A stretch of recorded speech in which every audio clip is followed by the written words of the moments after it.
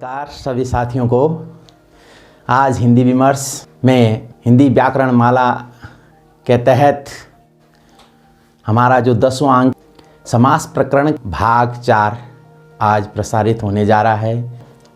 इससे पूर्व समास प्रकरण का जो पहला भाग था उसमें हमने अव्ययी भाव समास के बारे में और समास की जो आधारभूत जानकारी थी वो दी, और समास प्रकरण दूसरे भाग में हमने तत्पुरुष समास के बारे में जाना, और भाग 3 में हमने बहुब्रीहि समास और कर्मधारय समास के बारे में जाना। आज समास प्रकरण भाग 4 के तहत आज सीधे हम चलते हैं प्रकरण पर। समास प्रकरण भाग 4 में हमने 2 समास रखे हैं। एक रखा द्विगु समास, दूसरा रखा है द्वंद्व समास।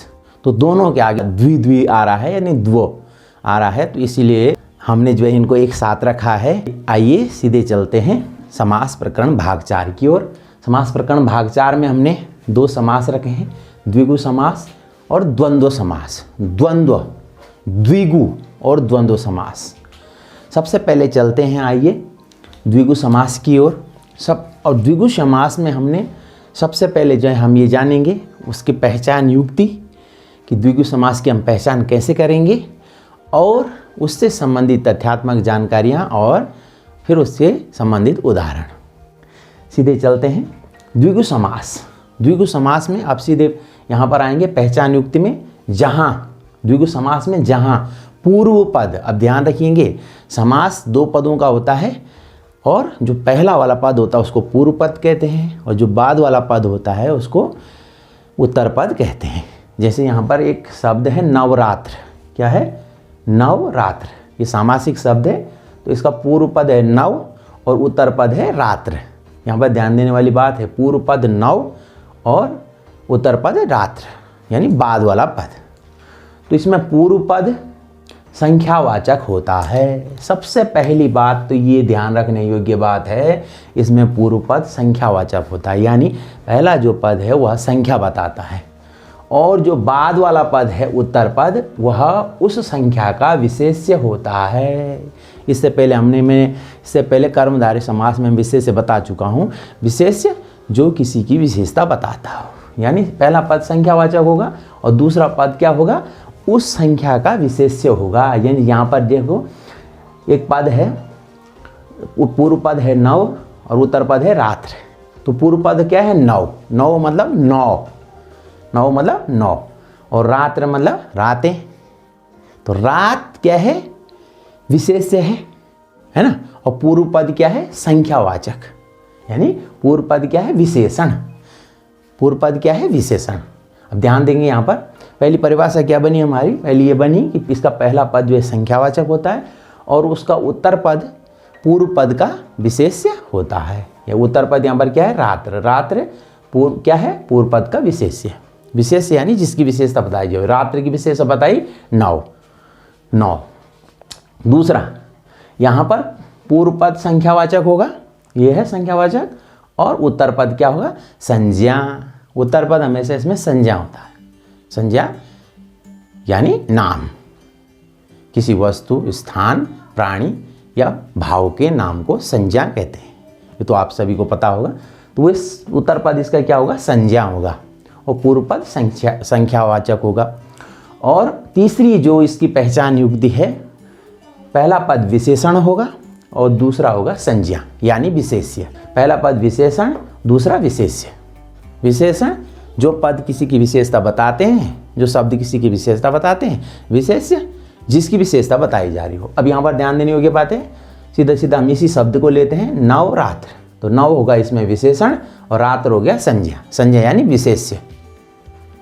रात्र की विशेषता क्या है? 9। तो ये इसकी पहचान युक्तियाँ हैं। आप लोग एक बार स्क्रीनशॉट भी इसका ले सकते हैं, मैं यहाँ स्क्रीन पर भी चलाऊँगा द्विगु समास के बारे में। अब हम आएंगे इसके उदाहरण कि इसका उदाहरण क्या है। हमने अभी पहले पहचान ये देख ली कि इसका पहला पद संख्यावाचक होता है, उत्तर पद विशेष्य होता है। पहला पद जो है इसमें क्या होगा? विशेषण होगा, और उत्तर पद विशेष्य होगा। कि इसकी पहचान थी। अब हम आएंगे इसके उदाहरण के बारे में। तो उदाहरण, बहुत सारे उदाहरण हैं। यहाँ पर ध्यान देने योग्य बात यह है कि जिसका पहला पद आपको ये लगेगा कि पहला पद में संख्या है तो वह द्विगु समास होगा। लेकिन हमें ये बात बहुव्रीहि समास में मैंने ये बात कल आपको बताई थी, ऐसा हो सकता है कि किसी पद का पहला अक्षर संख्यावाचक हो लेकिन वह द्विगु समास न हो। जैसे मैंने आपको क्या बोला था, त्रिनेत्र। त्रिनेत्र, त्रि क्या है, पहला पद संख्यावाचक है और नेत्र क्या है, संज्ञा। उस आधार पर इसको किस में होना चाहिए, द्विगु में होना चाहिए। एक शब्द यहाँ पर त्रिनेत्र लिख दे रहा हूँ मैं, यहीं पर लिख देते हैं। चलिए, त्रिनेत्र, हमने यहाँ पर लिखा त्रिनेत्र। त्रि, तीन, नेत्र, आंखें, आंख की विशेषता त्रि। लेकिन यहाँ पर ये ध्यान देने योग्य बात ये है, ये त्रिनेत्र जो मैंने अभी आपको बताया, इसका अर्थ क्या निकल रहा है, कुछ और ही निकल रहा है, यानी अन्य पद की प्रधानता हो रही, यानी शिव। त्रिनेत्र यानी शिव। उसी तरह से एक और उदाहरण बताता हूँ।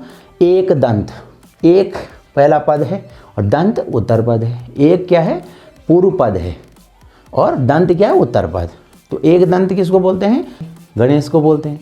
तो यहाँ पर देखिए, पहला पद संख्यावाचक होने पर भी यहाँ पर जो समास है वह द्विगु नहीं रह रहा है, अपितु क्या बन जा रहा है, बहुव्रीहि समास हो रहा है। इसी प्रकार चतुरानन है, पंचानन है।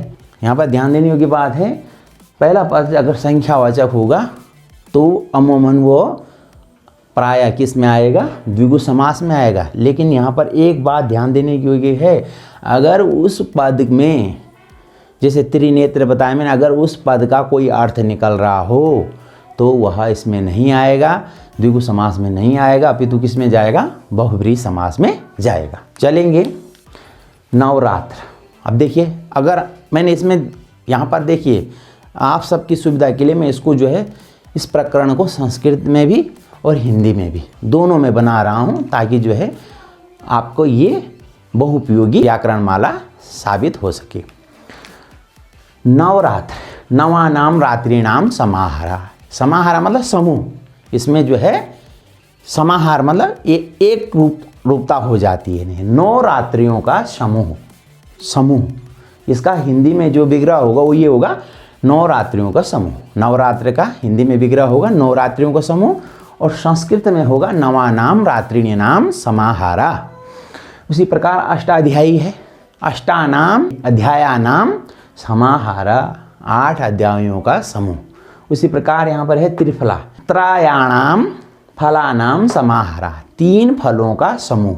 3 फलों का समूह क्या कहलाएगा, त्रिफला कहेगा। त्रिफला चूर्ण भी आपने पढ़ा होगा, सुना होगा त्रिफला चूर्ण के बारे में। तो 3 फल उसमें मिश्रित होते हैं, इसलिए उसको त्रिफला चूर्ण बोलते हैं। अब है त्रिभुवन, त्रिभुवन, त्रयाणाम भुवनानाम समाहारा, 3 भुवनों का समूह, यानी 3 लोकों का समूह। तो पहला पद क्या आ रहा है, संख्यावाचक। बस यही ध्यान रखना, ये इसकी युक्ति है, पहला पद संख्यावाचक होगा। फिर है पंचवटी, पंचानाम वटानाम समाहारा। वट कहते हैं बरगद को, वट किसको बोलते हैं, बरगद। बरगद का 5 बरगदों का समूह, 5 बरगद क्या कहलाएंगे यहाँ पर, पंचवटी। तो पंचवटी में कौन सा समास हो गया, द्विगु समास। तो द्विगु समास की यही पहचान थी कि इसका पहला पद संख्यावाचक होता है और जो दूसरा पद होता है वह विशेष्य होता है या संज्ञा होता है, और पहला पद क्या होता है, संख्यावाचक या विशेषण होता है। जो है दूसरे समास की ओर चलते हैं। दूसरा समास है द्वंद्व समास। द्वंद्व, याद रखिए, उच्चारण में कई जगह जो है इसमें उच्चारण में अशुद्धि होती है, तो इसका उच्चारण होगा द्वंद्व। तो द्वंद्व समास में यहाँ देख लीजिएगा, द्वंद्व यानी जहाँ पर दोनों बराबर वाली स्थिति आए, द्वंद्व की स्थिति है ना, दोनों भी बराबरी वाली स्थिति आए। देखेंगे यहाँ पर द्वंद्व समास की पहले हम पहचान जानेंगे, फिर उदाहरण के बारे में जानेंगे। पहचान युक्ति नंबर 1, दोनों पद प्रधान होते हैं, दोनों पद बराबर रहते हैं। ऐसा नहीं कि पूर्व पद प्रधान होगा, जैसे है अव्ययी भाव में पूर्व पद प्रधान होता है और तत्पुरुष समास में उत्तर पद प्रधान होता है। लेकिन इसमें दोनों पद बराबर रहते हैं, दोनों पद है ना, पूर्व पद हो चाहे उत्तर पद हो, दोनों बराबर रहते हैं। दूसरा, दोनों पदों में समान विभक्ति होती है, दोनों पदों में समान विभक्ति होती है। और अब तीसरा नंबर जो पहचान है, द्विगु समास में विग्रह करने पर कौन कौन से आएंगे, और संस्कृत में, हिंदी में आएगा और संस्कृत में आएगा च, फिर अथवा, या, एवं लगता है। अगर हम इसका विग्रह करेंगे तो बीच में ये शब्द आएंगे। चौथी पहचान है, दोनों पदों के बीच में प्रायः योजक चिन्ह होता है। योजक मतलब जोड़ने वाला। तो अभी मैं इसके बाद विराम चिन्हों को प्रकरण लाने वाला हूँ, तो हमारा विराम चिन्ह का प्रकरण भी आएगा, उसमें हम ये सारे चिन्हों के बारे में बता देंगे। योजक चिन्ह आता है बीच में, कौन सा चिन्ह आता है? योजक मतलब जोड़ने वाला। देखिए एक यहीं पर हम बता देंगे, जैसे माता पिता होता है, माता बीच में आ जाएगा योजक चिन्ह, पिता, माता और पिता, क्या आएगा? माता और पिता, बीच में योजक चिन्ह आएगा, जोड़ने वाला। उस योजक चिन्ह का मतलब निकलता है और, उस योजक चिन्ह को बोलते हैं और। देखिए, तो हम इसकी पहचान, हमने चारों पहचान जान ली है कि पहली पहचान, इसमें दोनों पद प्रधान होते हैं, दोनों पदों में समान विभक्ति होती है, विग्रह करने पर बीच में और, च, अथवा, या, एवं लगता है। चौथी पहचान युक्ति है, दोनों पदों के बीच में योजक चिन्ह आता है। अब आएंगे हम समस्त पद यानी समास पद में आएंगे, उदाहरण और उसका विग्रह करके बताएंगे। पितरो संस्कृत में, देखिए मैं दोनों में बता रहा हूँ, हिंदी और संस्कृत में, दोनों में। ब्रैकेट में मैंने जो कोष्ठक में जो है, जो छोटे कोष्ठक में मैंने यहाँ पर लिखा है वही हिंदी में लिखा है, और बाहर जो है वो संस्कृत में लिखा है। पितरो यानी दो चीज़ें हैं, औ द्विवचन के लिए। पितरो माता च पिता च, संस्कृत में बीच क्या जुड़ेगा? च जुड़ेगा, और हिंदी में माता और पिता, माता और बीच में योजक चिन्ह है तो माता और पिता हो जाएगा। हिंदी में क्या हो जाएगा? माता और पिता, और संस्कृत में हो जाएगा पितरों का माता च पिता च। उसी प्रकार यहाँ पर अगला जो है हरिहरो है, दो जो है यहाँ पर क्या है? हरिहरो, हरि पहला जो है पहला पद है और हरो है दूसरा पद, उत्तर पद। तो और यहीं पर हिंदी में लिखा मैंने हरि, बीच में योजक चिन्ह हर। तो संस्कृत में इसका अगर हम विच्छेद करेंगे तो हरिश्च हरच, हरि बोलते हैं विष्णु को, हर बोलते हैं शिव को। तो हरि और हर है ना। और इसके बाद है शीतोष्ण, शीत धन उष्ण, शीत बोलते हैं ठंडे को, उष्ण मतलब गर्म। शीत उष्ण ये हिंदी में होगा, अगर हिंदी में पूछा जाएगा तो इस तरह से, संस्कृत में पूछा जाएगा तो इस तरह से, ये हिंदी में इस तरह से भी हो सकता है। शीतम च उष्णम च, ये तो हो गया संस्कृत में विग्रह, और हिंदी में होगा शीत और गर्म, ठंडा और गर्म। राम यहाँ पर योजक चिन्ह है, फिर लक्ष्मणों है, राम च लक्ष्मण च, राम और लक्ष्मण, ये हिंदी में हो जाएगा। उसी प्रकार यहाँ पर है पाप, बीच में योजक चिन्ह पुण्य, पापम च पुण्यम च, पाप और पुण्य, यहाँ पर पाप और पुण्य दोनों की बातें हो। तो ये देखेंगे हम, यहाँ पर पूरा हमने जान लिया है द्वंद्व समास में क्या होता है, दोनों पदों में समान विभक्ति होती है, दोनों पद प्रधान होते हैं, और दोनों पदों के बीच में योजक चिन्ह होगा, और विग्रह करने पर च और अथवा एवं या आएगा। तो ये इसकी पहचान हुई। तो आज का हमारा ये प्रकरण जो है समास भाग 4 द्विगु समास और द्वंद्व समास पर आधारित रहा है। और आपको ये प्रकरण कैसा लगा, आप अपनी बात विचार जो है कमेंट बॉक्स में हमको लिखकर बता सकते हैं। अगर आपकी कोई शंका समाधान है, आप ये कोई जानकारी हमसे साझा करना चाहते हैं तो हम अपने आप को धन्य समझेंगे। और अगर आपको ये वीडियो अच्छा लगा तो दूसरों से भी अवश्य साझा कीजिएगा, और आपके कोई सुझाव हों तो अवश्य आप कमेंट बॉक्स में लिख करके हमको बताएं। आप सभी का बहुत बहुत धन्यवाद। जय